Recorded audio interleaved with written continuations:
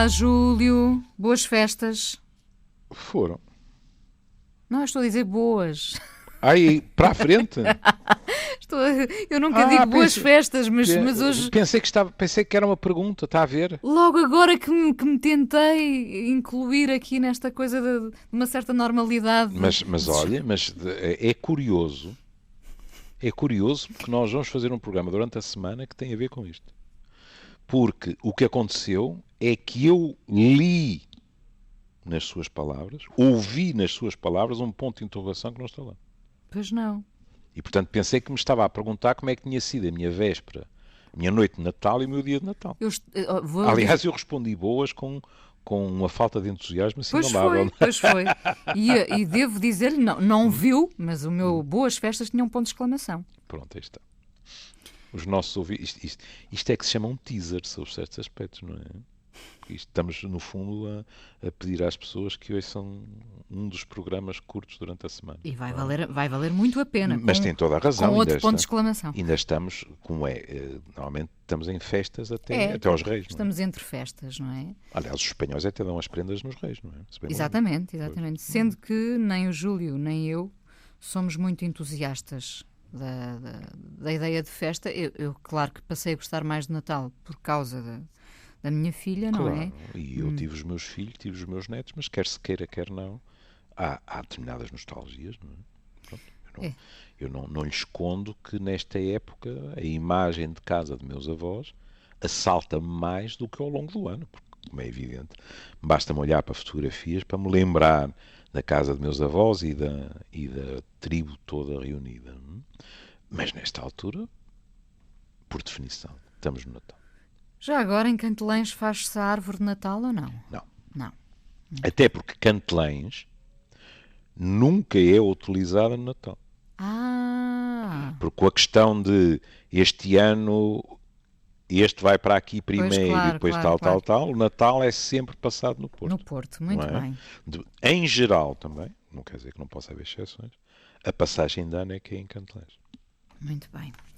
Júlio, como vai acontecer nos próximos dias, vamos andar à volta de algumas citações sobre amor, sexo e relações, claro, é sobre isto. Eu acho que nós até estamos, no fundo, na alvorada de um projeto em que vamos começar a fazer concorrência àqueles sites, o Citador, o Pensador. Exatamente. Mas são sempre citações de gente notável, enfim, que nos permitem pensar e refletir um bocadinho, às vezes rir também, não é? Hoje trouxe o Gabo, não foi? Foi o Gabriel Garcia Marques, que disse o sexo é a consolação, é o prémio que temos quando não temos o amor. Concorda? Não é muito redutor? Exatamente. Mas também, vamos ser justos, se calhar é a minha falta de coluna direita e eu a meter travões às quatro rodas, ansioso por explicar porque é que não estou de acordo com o Gabriel Garcia Marques. Custa-lhe não estar de acordo, não é? Bom, eu tenho uma enorme admiração por ele, custa-me aquilo que, pelo que tenho lido as notícias, tem vindo a acontecer com ele, não é? E que eu próprio presenciei com a minha mãe, e num homem deste gabarito intelectual, pronto. Presumo que pelo menos os primeiros tempos, enquanto ele se tiver apercebido, não sei qual é o estado atual, tenha sido verdadeiramente trágico, não é? Mas não estou de acordo porque quando se diz o sexo é a consolação, ou como disse, e é muito curioso ter feito a associação, o prémio de consolação, quando não temos o primeiro prémio, que é o amor. No fundo isto é uma hierarquia. Eu não posso estar de acordo porque sou obrigado a levantar o dedito e dizer, mas há pessoas que só querem sexo puro e duro. E que estão nas tintas para o amor, ou estão zangadas com o amor, ou por qualquer razão, seja ela qual for, não estão interessadas no amor. Acha que sim? Acha que há pessoas que percebem que a meta delas é apenas o sexo? Então não percebem. Atenção. O que não significa E ainda há pouco tempo falei com uma pessoa que me fez uma descrição lindíssima de uma situação dessas, o que não significa que o sexo não acarreta em si uma caixinha de surpresas. E que possa levar ao amor. Aí está.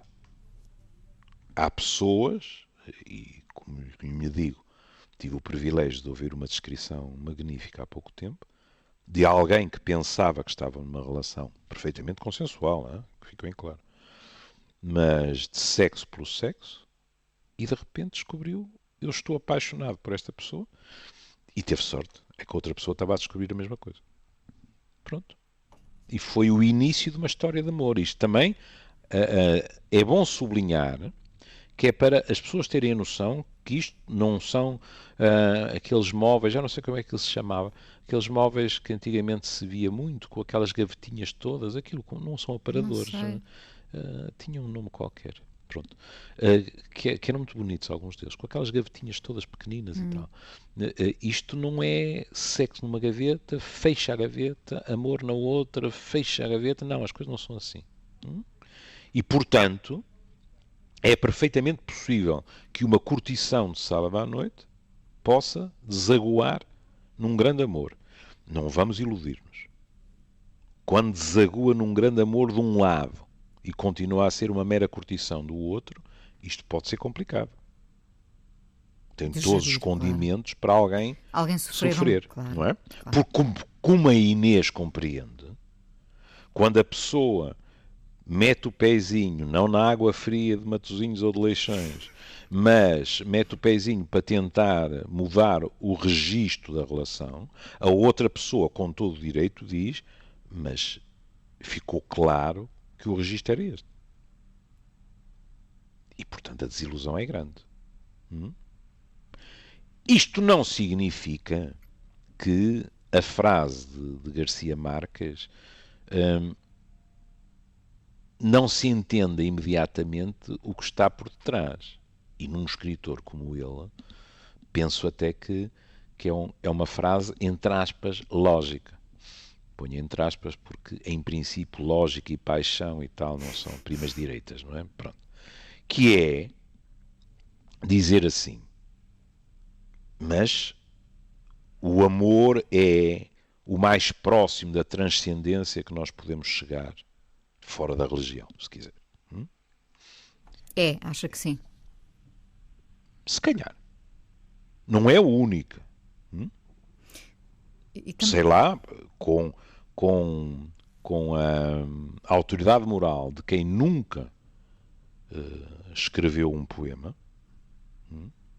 por ter um enorme respeito pela poesia, eu acho que alguém que olha para um poema que escreveu e fica satisfeito com ele, essa pessoa atingiu uma determinada forma de transcendência. Ou seja qual for, por exemplo, o tipo de arte, etc. Porque essa pessoa ultrapassa-se a si mesma. Faz qualquer coisa que a priori não estava, digamos assim, programada ou programada para fazer. Fica com a cabeça nas nuvens e com os pés assentes na terra. Já agora, essa transcendência no amor também se pode trabalhar? Pode, trabalhando o amor. Essa é uma das... Trabalhar no sentido de a domesticar, não é? Porque facilmente perdemos o pé e a cabeça fica nas nuvens. Pode. Em geral também, se existe mesmo, lá estamos nós com as palavras, não é? Paixão, para a esmagadora maioria das pessoas, não é sinónimo de amor. Pronto. Não, o amor é a evolução da paixão, não é? Pronto, mas é assim...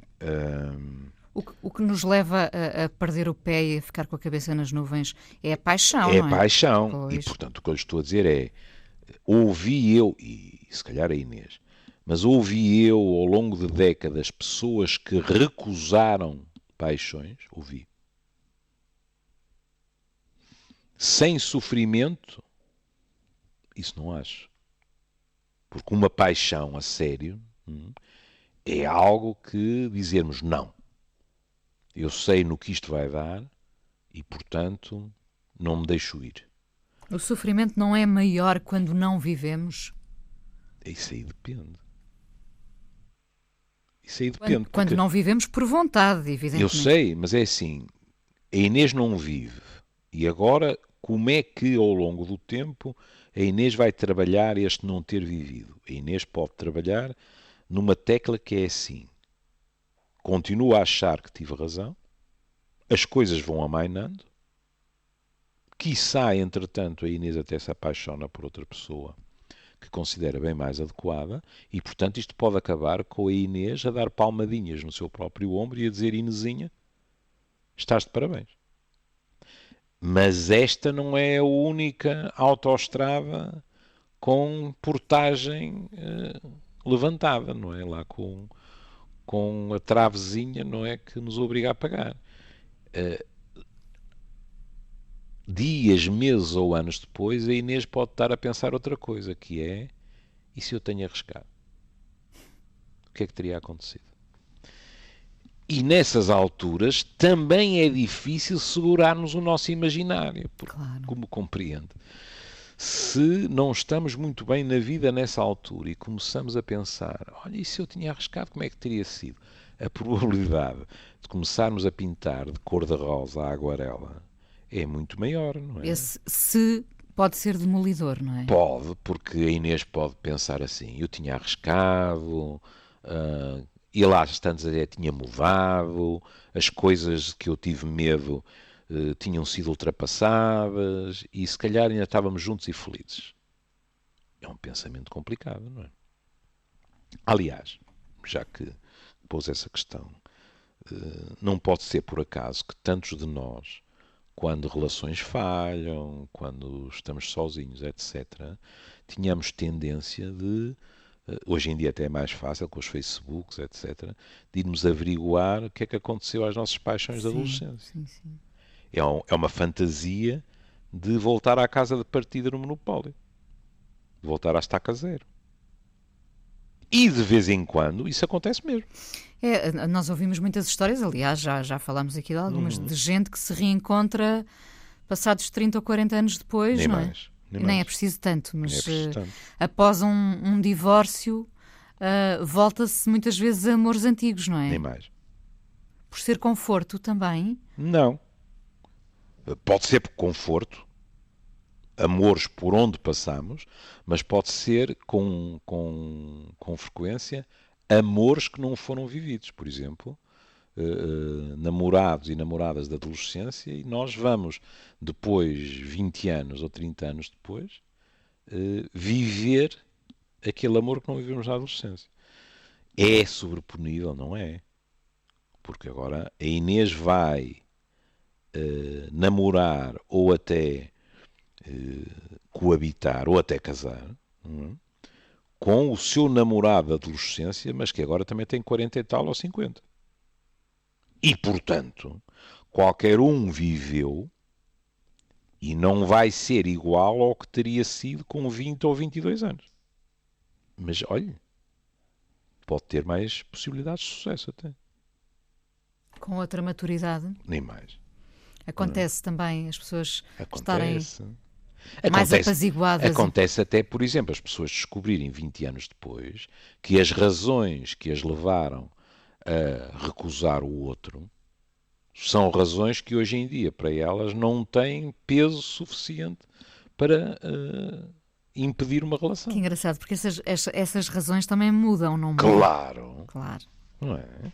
Agora, nós podemos ser marotos com a frase, complicá-la, e para todos os efeitos, num programa longo, nós temos que arranjar a maneira de complicar uma frase curta, não é? O que nunca foi grande problema para nós. Não é? Sim, sim. Nós até já conseguimos nem sequer Eu dizer a frase curta. Eu já não é? estava esquecida da frase. Exatamente. Que é assim.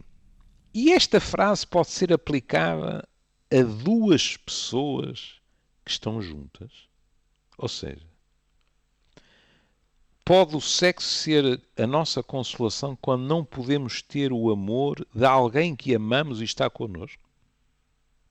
Pode. Aí sim. É. Aí sim, claro. Nós podemos estar com alguém que nós ainda amamos, mas que não nos ama a nós. E aí o sexo pode ser a única coisa que resta. Cuidado. Cuidado, porque depende de como a outra pessoa encara esse sexo.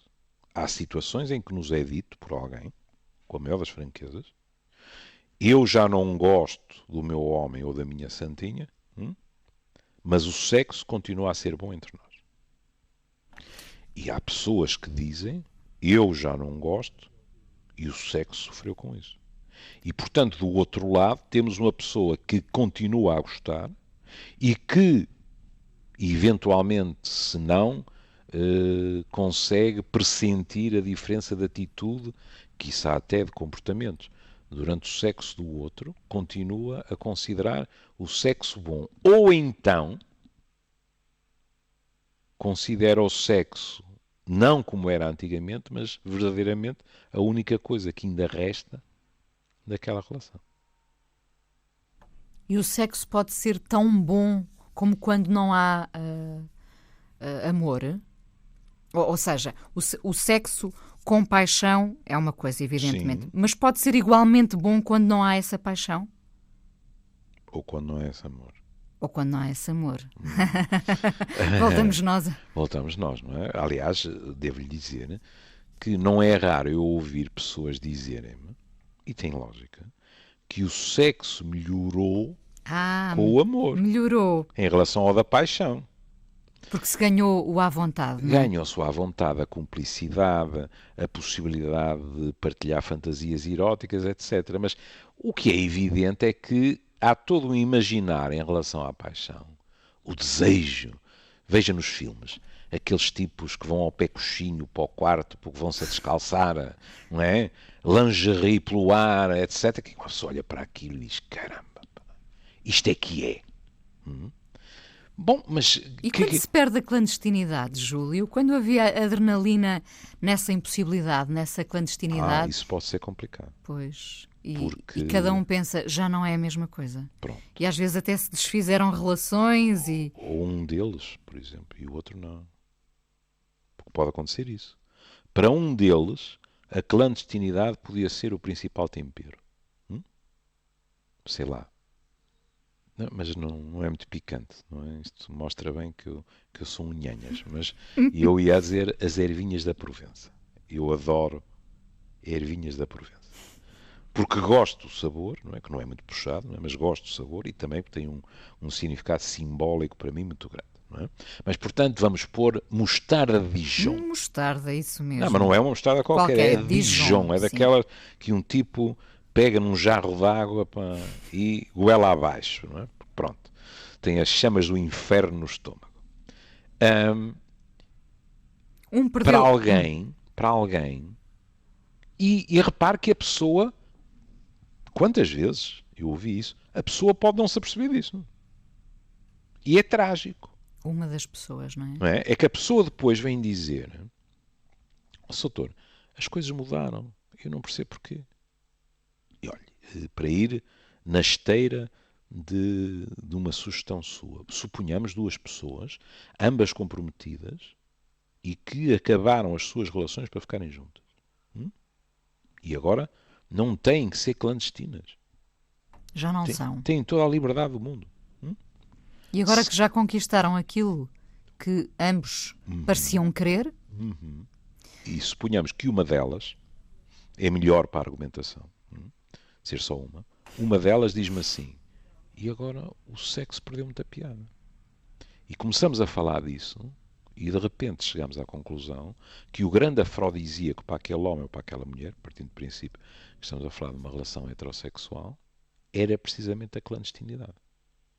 Era o sabor a pecado. Laico ou religioso, o que quiser. Isto pode ser muito complicado. Porque o outro não. O outro, se calhar, até vem dizer que agora ainda é melhor. Porque não se sente a enganar ninguém, porque aconteceu o que ele ou ela queria, que era ficarem juntos, etc. Está a ver, desculpe o termo, o molho de brócolos em que as pessoas estão metidas? Como é que se recupera essa adrenalina? Ou às vezes não se recupera? Às vezes não se recupera. Outras vezes é preciso a pessoa também descobrir as virtualidades que a relação atual contém. Por exemplo, algumas dessas pessoas ficavam excitadíssimas, mas em situações eróticas, algumas das quais preenchem as condições para aquilo que se costuma ouvir por aí apelidar de uma rapidinha. E às vezes algumas destas pessoas têm que, não lhes escondo que mais habitualmente homens, têm que descobrir o que ter todo o tempo do mundo, quer dizer, pronto, eu acabo sempre a fazer publicidade a novelas da TVI, ter todo o tempo do mundo para o amor, ou seja, erotizarem o ato sexual mais longo, digamos assim. E, sobretudo, terem a noção de que não perderam nada, mas, na realidade, têm uma paleta com muito mais cores à disposição do que tinham antes. Agora, esse seu discurso costuma ser convincente? Não. Nem é uma questão... Em termos racionais, é sempre convincente. Agora, depois, é preciso que a pessoa sinta ou não sinta. E se, por exemplo, e há pessoas que são assim, se, por exemplo, a transgressão é o afrodisíaco para aquela pessoa, o não existir transgressão é um veneno para a sua vida sexual. Convém que não haja amor na transgressão? Não. Pode haver. Pode haver. Amor, paixão. Até é muito curioso, porque há casais que, porque acham que o amor se está a institucionalizar no mau sentido da questão, porque pressentem ferrugem a bomborda ou qualquer coisa desse género,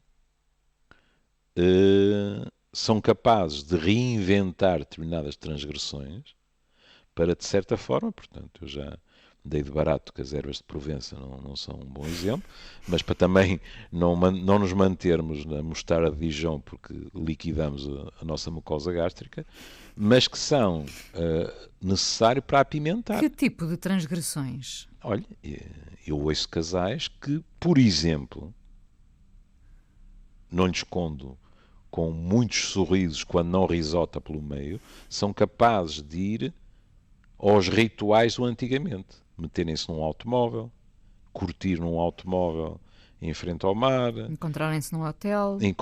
Tendo casa, não é? Tendo casa. Mas encontrarem-se nesse hotel com todo o aspecto de ser um arranjinho, ou seja, não chegando juntos, Sim. Um primeiro, outro depois, pedindo a refeição para o quarto, e tudo isso, digamos assim, muitas vezes são recordações do que foi antes. Portanto, pode falsear-se a transgressão e obter bons resultados com isso. No registro do divertido, percebe? Sim. Porque as pessoas sabem que é fingir, que não estão a transgredir, não é? Mas podem achar piada a isso. Podem, sei lá. Sim, podem ser levadas por essa ideia de, não é? Pronto. Vamos supor, não é, que um determinado casal, isto não temos que estar sistematicamente a falar de pessoas que têm ligações com outras. Não é? Estamos a falar de duas pessoas que não querem ser apanhadas e que, olha, suponhamos que eu, com o meu imaginário da década de 60 do Porto, acabo sempre a falar nos submarinos na chama da Sacor. Não é? Portanto, vamos abandonar o litoral e vamos supor que aquele casal teve uma vida erótica muito feliz dentro do automóvel, que até podia ser um Fiat 600, não é? Mas na mata, no bosque. E agora este casal pode perfeitamente, numa determinada altura, achar piada a voltar a fazer isso. Se foi num Fiat 600, é preciso ter cuidado com as articulações e com a coluna, porque nós vamos envelhecendo, não é? Mas pronto. Mas isso pode ser divertido. Agora pergunta-me, eles têm a noção que é uma... Sob certos aspectos têm, porque se forem apanhados também é complicado. Claro, claro. Não é? E, portanto, a adrenalina a esse nível volta a existir. Não existe a adrenalina de não temos mais para onde ir. Não, eles agora têm para onde ir. Depois vão para casa, vão dormir na sua cama, vão tomar um chuveiro no seu chuveiro antes de mergulharem em vale de lençóis, etc. Mas quem diz isso, no fundo, isso insere-se num cenário mais lato, que é aquilo que as pessoas fazem, agora parece um anúncio a esquentadores, para manterem a chama acesa. E a Inês sabe tão bem como eu, nomeadamente quando há hipóteses para isso, que as pessoas de vez em quando chegam à conclusão, não, agora temos que fazer um fim de semana fora disto tudo. E o fora disto tudo não tem necessariamente a ver com a filharada que fica em casa dos avós, pode ter a ver com o stress do seu cotidiano, quando eles começarem a notar que há pequenas atenções que já não existem. Então, e as pessoas dizem, vamos passar um fim de semana fora de tudo, desligamos os telemóveis, etc., e vamos viver um para o outro. Falou num aspecto importantíssimo, não é? Do desligar os telemóveis, porque o que acontece é que estes casais podem ir num fim de semana romântico e durante o jantar, durante a viagem, estarem sempre agarrados ao telemóvel. Se o fim de semana é romântico e ao lado do copo de água e do copo de vinho está o telemóvel ligado, isto é pouco romântico, não é? Já dá ou se calhar já dá há muito tempo, esse conselho aos seus pacientes, Júlio? Nada de telemóveis durante uma escapadinha romântica. Escapadinha, enfim. Na medida do possível, sim. É claro que, vamos ver, suponhamos que há filharada.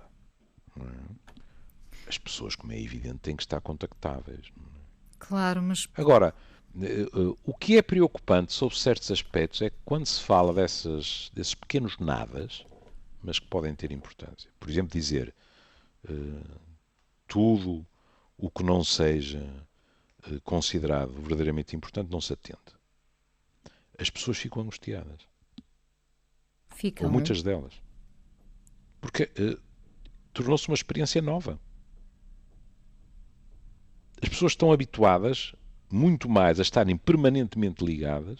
Sim, mas repara, o do que a desligar. Ainda está até focado no caráter utilitário do aparelho. Agora, aquela queixa que começámos todos a ouvir deste e daquele amigo, tudo piorou, ou isto começou a ficar mal quando ela não largava o Facebook. Ou quando mas essa é outra dimensão. Inesinha, eu ouço casais que estão em conflito, por exemplo, porque deram uma escapadela. A escapadela começou 5 estrelas. Não é obrigatório que o hotel seja. Pronto. Mas a escapadela começou 5 estrelas e agora um deles não resiste a fotografar o quarto e pôr imediatamente no Facebook. E o outro trepa pelas paredes e diz, mas que é isto? E com razão. E, na minha opinião, sim, mas cada um sabe de si. Que é, por um lado, acha que, caramba, estamos aqui um para o outro, não é para irmos já para os amigos do Facebook. E depois outra questão, que é a questão da privacidade. Porquê é que temos que partilhar isto com o mundo inteiro? Sabe que há pessoas que hoje em dia se me queixam no consultório de que, por exemplo, tiveram pessoas em casa dela e que essas pessoas, sem pedirem autorização, fotografaram um quadro, uma vista de uma janela, a própria casa, etc. e puseram nos seus Facebook. Coisa que o próprio ou a própria não fazia, nunca fez. Exatamente. Não é? E a pessoa diz, mas isto é a minha privacidade, nem sequer me foi perguntado. Mas, Inês, eu presumo que esteja de acordo comigo. Se formos perguntar a outra pessoa, não acha que isso foi uma violação de privacidade? A pessoa diz, mas eu gostei. Eu gostei, tirei uma fotografia. A pessoa que lhe está a dizer é, isto para mim é um elogio. E depois o que é que eu fiz? Aquilo que faço com tudo o que gosto, partilho com os meus amigos do Facebook. E a outra pessoa diz, mas porquê é que a minha sala de estar há de estar no Facebook? Sala de estar há de estar, eu realmente consigo dar tratos de polé à língua portuguesa. Mas é exatamente isso, não é? O privado e o público, a fronteira tornou-se... Não é? Repara, de vez em Terno, quando, e a Inês já passou por isso, como eu. Não é? Pronto. Alguém vem nos entrevistar. E, em geral, há uma negociação. Onde é que fazemos a entrevista? Onde é que tiramos as fotografias? E eu, por exemplo, posso dizer, eu só tiro fotografias na sala de estar. Pronto. Porque a entrevista é sobre o meu trabalho, e eu trabalho em casa, etc, etc. E há pessoas que se negam completamente a isso, diga-se de passagem. Não é? Não há fotografias dentro de sua casa. Eu não sou assim tão fundamentalista. Mas há fotografias na minha sala de estar. Ponto final. Parágrafo. E agora, a Inês tem amigos e amigos de amigos em sua casa e, de repente, chega ao Facebook e encontra o seu corredor com aqueles candelabros que são muito bonitos ou um quadro que ainda por cima é de um autor famoso ou assim, e encontra-o no Facebook. Ninguém lhe disse nada. Há pessoas que não se importam rigorosamente nada. Há pessoas que ficam sobremaneira irritadas com isto. Porque acham, lá está, uma invasão de privacidade. Eu concordo, e o Júlio também, certamente. Pronto, aí está. Não estou a transformar isto em dogma de fé. Estou a dizer, eu, por exemplo, ficaria chocado se alguém fotografasse alguma coisa de minha casa e, sem me pedir autorização, pespegasse no Facebook. Mas eu considero uma violação da privacidade, e aqui admito perfeitamente que espaço público é espaço público. Mas não lhe escondo que também já lhe deve ter acontecido, não é? As pessoas vêm ter connosco na rua, não é? E dizem, posso tirar uma fotografia, muitas vezes até connosco, não é? E pedem, agora com as selfies, nem precisam de pedir, não é? Mas tiram uma fotografia connosco, etc. Não é? E é uma coisa que eu fico extremamente grato, porque há pessoas que me dizem imediatamente, dá-me licença de pôr no Facebook. Eu acho que este pedido é uma demonstração de boa educação. Claro. Porque o que a pessoa pediu foi tirar uma fotografia consigo. A Inês até é livre de dizer, olha, lamento muito, mas não tiro. Pronto. Fico-lhe grato pela sua gentileza, mas eu não gosto disso. Mas a Inês disse, sim senhor, aquilo que a Inês autorizou foi uma fotografia para aquela pessoa que tem gosto de estar com a Inês Menezes, da Antena 1, da Antena 3, da Radar, seja do que for.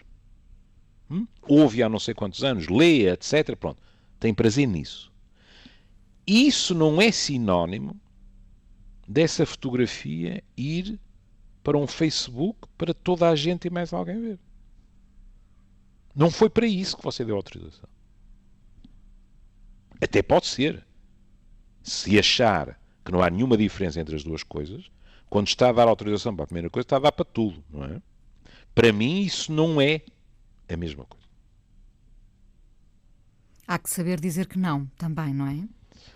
Sobretudo, há que saber pedir autorização. Não, claro, não é? Não é? E a partir Mas daí... se isso for uma coisa que nos violente, Nem todos mais, nós, não é? nem Todos mais, nós. nem mais. Quer dizer, pronto. Quer dizer, a Inês dirá assim, é uma situação que se lhe coloca muito. E a minha resposta tranquila é não. Se eu vou na rua, que é um espaço público, alguém me pede para tirar uma fotografia comigo,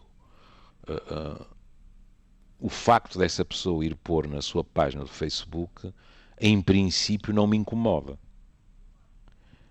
Porque, que diabo, estou no meio da rua, a pessoa também me pode fotografar, não é? E pespegar com a fotografia no Facebook. Não é correto, mas eu estou num espaço público. Não tenho nada que me queixar, não é? Agora, incomoda-me realmente que a pessoa não me faça a pergunta. Isso Claro, incomoda. claro. Porque acho que é uma questão de respeito pelo outro. Mas isso, lá está, quer dizer que a fronteira entre o privado e o público é uma coisa que Mas se vai diluindo, cada vez não é mais é? nebulosa, não É, é? é. O Repare, que é preocupante. Não é? repare, as pessoas, eu nem sei como é que isso se chama, é um tag, não é? Ou qualquer coisa Sim, assim. sim, Pronto. sim. As pessoas, por exemplo, encontram em qualquer sítio, não é? E pespegam num meio tecnológico onde você esteve. Agora, Inesinha, nós somos humanos. Pode não lhe interessar que outras pessoas saibam que a Inês esteve ali, naquele dia, naquela hora. Já reparou? E as pessoas não fazem por mal. Mas é complicado. Olha, Inês, suponha assim.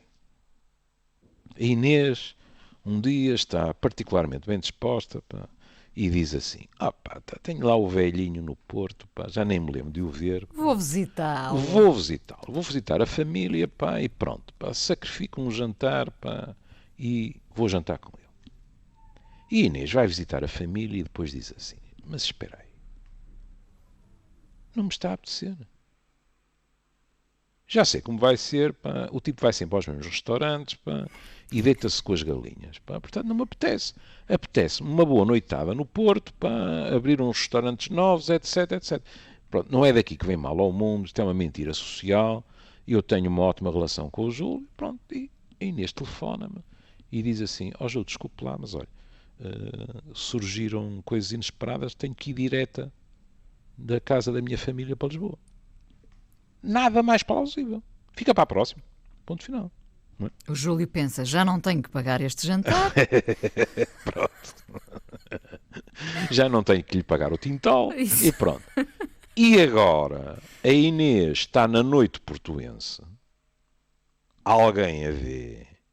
E catrapima no Facebook. É claro que a pessoa pode dizer assim. Ela que não tivesse mentido ao velhinho. É verdade. Mas que é uma sensação desagradável de Big Brother, de que estamos sempre a ser controlados, não é? É. Repare que depois a própria rede social também já nos arma com ferramentas para impossibilitar aquilo que criou, no fundo. Claro. Não é? Porque ao estarmos sempre identificados a toda a hora, não é? Criou-se uma forma disso não aparecer, por exemplo, nos nossos, na nossa timeline, no nosso feed, não é? O Júlio pode não querer ser identificado e tem lá a ferramenta para isso. Pronto, aí está. Mas a piada é, o próprio sistema deu-nos esta possibilidade de, perdoem-me a expressão, avacalhar por completo a nossa intimidade. É Ao verdade. mesmo tempo, arma-nos com a pequena ratoeira que impede que isso aconteça, não é? Pronto. Se quiser, a sensação que eu tenho é que o sistema vai tentando tornar-se tão complexo como nós. Por exemplo, agora os likes, um dia eu acordei, olhei para a coisa e disse, mas que é isto? Aconteceu aqui qualquer coisa, porque havia não sei quantas cores. E eu fui ver o que era, carreguei em cima e, portanto, agora, conforme as cores, pode-se estar a dizer eu gosto, mas pode-se estar delirante, pode-se estar A chorar. a chorar, pode estar a fazer uma mata de coisas, não é? E eu pensei assim, é curioso isto, porque muitas das pessoas que põem comentários na minha página, por exemplo, escrevem um comentário que dizem eu não vou pôr um like nisto porque eu não gosto de nada. Ou então diz, eu pus um like porque me interessou a notícia, mas isto é tristíssimo, etc, etc. E lá estamos nós a tentar, mais uma vez, ir buscar a complexidade humana e tentar encafuá-la num dialeto, digamos assim, miniaturizado. É difícil. Não tem mal nenhum. Desde que as pessoas não pensem que aquilo consegue verdadeiramente estar à altura do que é a comunicação entre essas pessoas e o exprimir do nosso sentimento. É claro que eu prefiro de longe ler duas linhas que dizem Sr. Doutor, esta notícia deixou-me deprimida. A ver lá um sinal numa cor qualquer, não é? Em que a pessoa, pronto, limitou-se a carregar ali, ponto final, parágrafo. Não é? Júlio, últimos minutos deste programa de hoje, voltamos a Garcia Marques e a citação dele, o sexo é a consolação que temos quando não há amor. De tal maneira que, diga-se de passagem, há outra situação. Há quem não se satisfaça com prémios de consolação. E, portanto, há pessoas que, em vez de, já que não tenho amor, tenho sexo, dizem, não, se não tiver amor, não tenho sexo. E há pessoas que dizem, o sexo até era bom, mas não me chegava. Por exemplo. Não é? Mas temos que ter a noção, porque de vez em quando essas pessoas até são, hoje em dia, na sociedade em que vivemos, olhadas de través, temos que ter a noção que há alguém que diz, não, neste momento não tenho uma vida sexual, porque não estou com alguém com quem isso faça sentido para mim, não são anormais, percebe? Isto é uma opção livre de alguém. Numa sociedade de consumo há muita noção, então pronto. Se não se tira a taluda, então vai-se à procura, então pronto.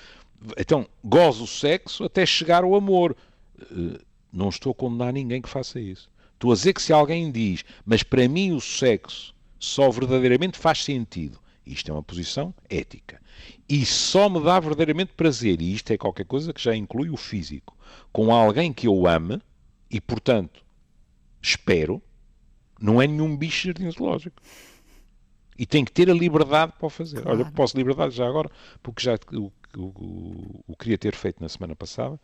Queria agradecer porque 2 colegas meus, o Dr. Bruno Teixeira e o Dr. João Prestrelo, mandaram-me um livro, eles são de psiquiatria, que se chama Mindfulness, os benefícios da atenção plena na saúde mental, que tem muito a ver com meditação, etc., e com algo que a mim me agrada muito, que é a abertura da medicina ocidental, não é da medicina ponto final, é da medicina ocidental, a outras influências que, se mantivermos o espírito aberto, podem contribuir para o bem-estar das pessoas que nos procuram. Queria agradecer a gentileza. E terminamos com The Power of Love, não é? The Power of Love, não é? Do Frankie Goes to Hollywood. Que foi... Eu às vezes chego a pensar que bloqueei todas as outras canções dos Frankie Goes to Hollywood. Não, havia o famoso Relax também, não se lembra? Ah, Don't Do It. Don't Do It, exatamente. Mas eu tenho Power of Love. uma velha fixação nesta. Beijinho. Vamos ouvir um beijinho, Júlia, até amanhã.